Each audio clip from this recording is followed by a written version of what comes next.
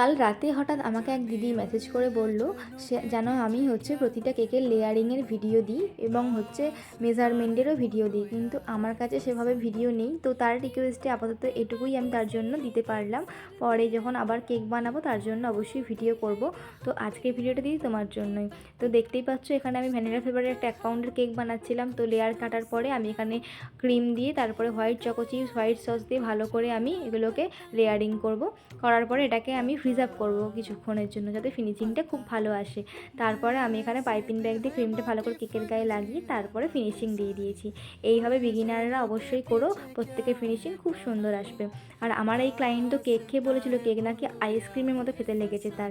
আর ওই মিষ্টি বোন আমার থেকে এর আগেও একটা কেক নিয়েছে, আবারও নিয়েছে, খুব ভালো রিভিউ পেয়েছিলাম। তো ও আমাকে এই থিমের কেক বানিয়ে দিতে বলেছিল, তো আমি আমার মতো করে সুন্দর করে সাজিয়ে দিয়েছিলাম। আপনাদের ভিডিওটা কেমন লাগলো অবশ্যই জানাবেন। Thanks for watching, by.